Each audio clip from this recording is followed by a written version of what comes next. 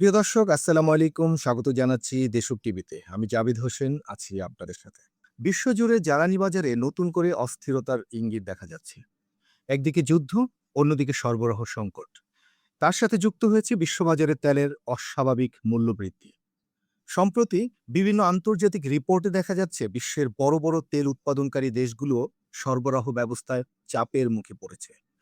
বিশ্লেষকরা বলছেন, যদি পরিস্থিতি দ্রুত নিয়ন্ত্রণে না আসে তাহলে সামনে তীব্র জ্বালানি সংকটের ঝুঁকি বাড়তে পারে। কেউ কেউ এটাকে বলছেন একটি সম্ভাব্য জ্বালানি মহামারীর শুরু। কারণ জ্বালানি শুধু একটি পণ্য নয়, এটি পুরো অর্থনীতির চালিকা শক্তি। জ্বালানি সংকট মানেই পরিবহন সংকট, উৎপাদন সংকট এবং বাজারের মূল্যস্ফীতি। কিন্তু প্রশ্ন হচ্ছে, এই পরিস্থিতি কতটা বাস্তব? এবং সবচেয়ে বড় প্রশ্ন, আমাদের করণীয়টা কি এই মুহূর্তে?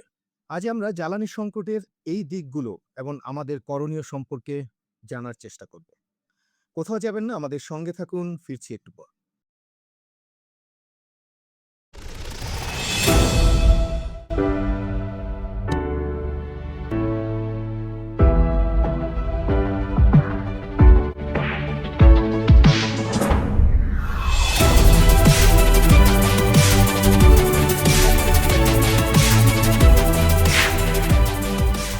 বর্তমান বিশ্ববাজারে জ্বালানির সরবরাহে বড় ধরনের চাপ তৈরি হয়েছে। বিশেষ করে মধ্যপ্রাচ্যের উত্তেজনা, রাশিয়া ইউক্রেন যুদ্ধের দীর্ঘ প্রভাব এবং নতুন করে সমুদ্র পথের সরবরাহ ঝুঁকি। বিশেষ করে মধ্যপ্রাচ্যের উদ্ভূত পরিস্থিতিতে ইরান ঘোষণা দিয়েছে যে হরমুজ প্রণালী দিয়ে কোনো ধরনের জাহাজ চলাচল করতে দেওয়া হবে না, এবং সেই পরিপ্রেক্ষিতে নতুন করে এই সমুদ্র পথের ঝুঁকি তৈরি হয়েছে। সব মিলিয়ে বিশ্ব জ্বালানি বাজারে অনিশ্চয়তা শুধু বেড়েই চলেছে। অনেক দেশ ইতিমধ্যে জ্বালানি ব্যবহার কমানোর ঘোষণা দিয়েছেন। কিছু দেশ গ্যাস ও বিদ্যুৎ ব্যবহারের সীমাবদ্ধতা আরোপ করেছেন। ইউরোপের কয়েকটি দেশ শীত মৌসুমের আগে জ্বালানি সঞ্চয়ের পরিকল্পনা শুরু করে দিয়েছেন। অর্থনীতিবিদরা বলছেন, এই সংকট দীর্ঘ হলে বিশ্ব অর্থনীতিতেও নতুন ধরনের ধাক্কা আসতে পারে। কারণ জ্বালানির দাম বাড়লে খাদ্য উৎপাদন থেকে শুরু করে শিল্প উৎপাদন পর্যন্ত সব ক্ষেত্রেই খরচ অস্বাভাবিকভাবে বেড়ে যেতে পারে। বিশ্ববাজারে যদি তেলের দাম বাড়ে, তার প্রভাব সরাসরি পড়বে আমদানি নির্ভর দেশগুলোতে, বিশেষ করে বাংলাদেশের মতো যেসব দেশ। বাংলাদেশ কিন্তু এর ব্যতিক্রম নয়। বিদ্যুৎ উৎপাদন, পরিবহন ব্যবস্থা এবং শিল্প কারখানা সবকিছুই নির্ভর করে আমাদের জ্বালানি সরবরাহের উপর। তাই বিশ্ববাজারে অস্থিরতা দেশের অর্থনীতিকেও চাপের মধ্যে ফেলে দিতে পারে। বিশেষজ্ঞরা বলছেন, যদি জ্বালানি আমদানির ব্যয় বাড়তে থাকে তাহলে বিদ্যুৎ উৎপাদনও তুলনামূলকভাবে বেড়ে যাবে। এর প্রভাব পড়তে পারে শিল্প উৎপাদনে, পরিবহন খরচ এবং বাজারের নিত্য পণ্যের দামে। ফলে সাধারণ মানুষের জীবনযাত্রার ব্যয়ও কিন্তু বেড়ে যাবে। কিছু ক্ষেত্রে লোডশেডিং বাড়ার সম্ভাবনাও একেবারে উড়িয়ে দেওয়া যায় না। তাই আগেভাগেই সুষ্ঠু একটি পরিকল্পনা নেওয়া জরুরি বলে বিশেষজ্ঞরা মনে করছেন এই মুহূর্তে। বিশেষজ্ঞরা বলছেন, যদি বিশ্ববাজারে সরবরাহ স্বাভাবিক না হয় তাহলে সামনে আরো বড় ধরনের সংকট তৈরি হতে যাচ্ছে। গ্যাস, ডিজেল এবং বিদ্যুতের ঘাটতি বেড়ে যাবে। অনেক দেশ কিন্তু ইতিমধ্যে রেশনিং পদ্ধতির ব্যবস্থা চালু করেছেন। বাংলাদেশও শোনা যাচ্ছে সরকার রেশনিং পদ্ধতিতে জ্বালানি ডিস্ট্রিবিউশন করবেন। বিশ্বের কিছু দেশ কিন্তু ইতিমধ্যেই শিল্প কারখানার জ্বালানি ব্যবহার সীমিত করার আলোচনা চলছে। যদি পরিস্থিতি দীর্ঘ হয় তাহলে পরিবহন খাতেও এর প্রভাব পড়বে মারাত্মকভাবে। এর ফলে সরবরাহ ব্যবস্থায় ধীরগতি এবং বাজারে অস্থিরতা বাড়ার ঝুঁকি তৈরি হবে বিভিন্ন দেশে। তবে অর্থনীতিবিদরা বলছেন, সঠিক পরিকল্পনা যদি থাকে তাহলে এই সংকট মোকাবেলা করা সম্ভব। আমরা আসুন জেনে নিই সরকারের করণীয় কি হতে পারে এমন পরিস্থিতিতে। এমন পরিস্থিতিতে সরকারের দায়িত্ব কিন্তু অত্যন্ত গুরুত্বপূর্ণ। প্রথমত, জ্বালানি সরবরাহটা নিশ্চিত করা। দ্বিতীয়ত, বিকল্প উৎস খুঁজে বের করা। এবং তৃতীয়, অপচয় কমানোর কার্যকর কোনো পরিকল্পনা এই মুহূর্তে গ্রহণ করা। প্রয়োজনে রেশনিং পদ্ধতি চালু করা, যা সরকার ইতিমধ্যেই করেছেন বলে ঘোষণা দিয়েছেন। সুষমভাবে জ্বালানি বিতরণ নিশ্চিত করতে হবে, সরকারকে জ্বালানির মজুদ বাড়াতে হবে এবং দীর্ঘমেয়াদে নবায়নযোগ্য শক্তির দিকে আরো বেশি গুরুত্ব প্রদান করতে হবে। বিশেষ করে সৌরশক্তি, এলএনজি বিকল্প এবং আঞ্চলিক জ্বালানি সহযোগিতা, এসব বিষয়েও কিন্তু কৌশলগত সিদ্ধান্ত নিতে হতে পারে সরকারকে।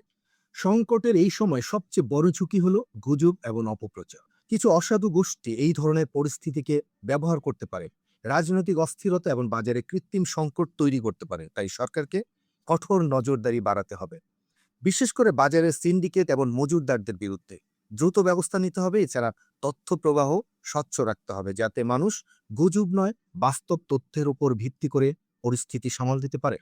সংকটের সময় সবচেয়ে বেশি সক্রিয় হয়ে ওঠে বাজারে কিছু অসাধু সিন্ডিকেট। এরা অনেক সময় কৃত্রিম সংকট তৈরি করার চেষ্টা করে। কখনো পণ্য গুদামজাত করে বাজারে সরবরাহ কমিয়ে দেয়, কখনো আবার গুজব ছড়িয়ে দাম বাড়ানোর চেষ্টা করে।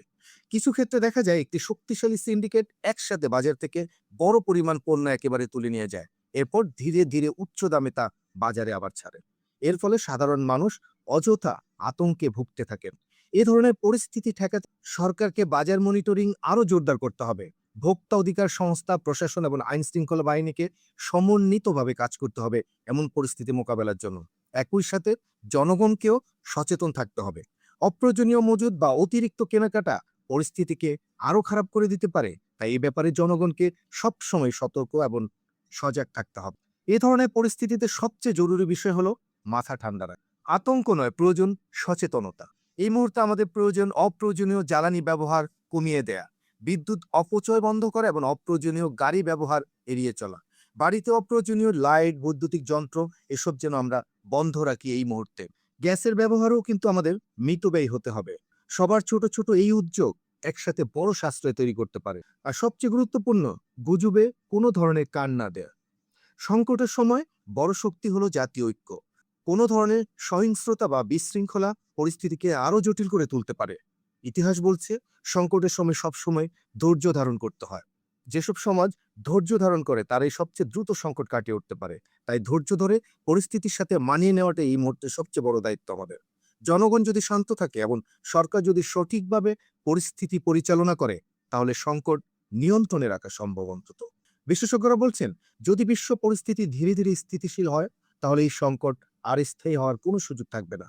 নতুন জ্বালানি উৎস, নবায়নযোগ্য শক্তি এবং প্রযুক্তির উন্নয়ন ভবিষ্যতে এই সংকট কাটিয়ে উঠতে সাহায্য করতে পারে অনেক বেশি। তাই বিশ্বজুড়ে ইতিমধ্যেই সৌর ও বায়ু শক্তির ব্যবহার দ্রুত বাড়ছে। এগুলো ভবিষ্যতের বিকল্প শক্তি। আমাদেরকেও এই বিষয়ে নজর দিতে হবে অতি দ্রুত, যেন ভবিষ্যতে এই ধরনের কোনো সংকট আমাদেরকে অন্তত কাবু করতে না পারে। দর্শক, সংকট পৃথিবীর নতুন কিছু নয়। মানব সভ্যতা এর আগেও কিন্তু বড় বড় সংকট পার করেছে। কখনো যুদ্ধ, কখনো অর্থনৈতিক মন্দা, কখনো মহামারী। কিন্তু প্রতিবারই মানুষ সম্মিলিত শক্তিতে সেই সংকটকে কাটিয়ে উঠেছে। জ্বালানি সংকটও এর ব্যতিক্রম নয়। এই পরিস্থিতিতে সবচেয়ে প্রয়োজন সচেতনতা, ধৈর্য এবং পারস্পরিক সহযোগিতা। বিশেষ করে সরকারকে দূরদর্শী সিদ্ধান্ত নিতে হবে। যদিও এটি নতুন সরকার মাত্র কিছুদিন হলো, তবুও এমন পরিস্থিতিতে যেহেতু তারা পড়ে গিয়েছে, এই পরিস্থিতি সামাল দেয়া এখন তাদের দায়িত্ব। তারা কতটা মাথা ঠান্ডা করে এই পরিস্থিতি সামাল দিতে পারে, সেটাই দেখার বিষয়। সরকারকে বাজারে শৃঙ্খলা নিশ্চিত করতে হবে। অসাধু সিন্ডিকেট এবং মজুতদারদের বিরুদ্ধে কঠোর ব্যবস্থা নিতে হবে। আর জনগণকে আতঙ্কিত না হয়ে ধীরে সুস্থে পরিস্থিতির সাথে মানিয়ে নিতে হবে। অপচয় কমাতে হবে। জাতীয় স্বার্থে সবার ছোট ছোট এই উদ্যোগই আমাদের বড় পরিবর্তন এনে দিতে পারে। মনে রাখতে হবে, সংকট যতই বড় হোক, ঐক্যবদ্ধ জাতির কাছে তা কখনো অজেয় নয়। তাই এমন পরিস্থিতি মোকাবেলা করাটাই এই মুহূর্তে আমাদের সবচেয়ে বড় শক্তি হবে। প্রিয় দর্শক, এ ধরনের গুরুত্বপূর্ণ বিশ্লেষণধর্মী খবর পেতে সবসময় চোখ রাখুন দেশক টিভিতে। ভিডিওটি ভালো লাগলে লাইক করুন, শেয়ার করুন, আর সবসময় নোটিফিকেশন বিল অন রেখে আমাদের সঙ্গে থাকুন। আপনার মূল্যবান মতামত কমেন্টে জানাতে ভুলবেন না। আমরা সবসময় আপনার মতামতকে গুরুত্ব দিয়ে থাকি। আপনার সচেতনতাই আগামী দিনের শক্তি। দেখা হবে পরবর্তী ভিডিওতে। সে পর্যন্ত সবাই ভালো থাকুন, সুস্থ থাকুন। ধন্যবাদ।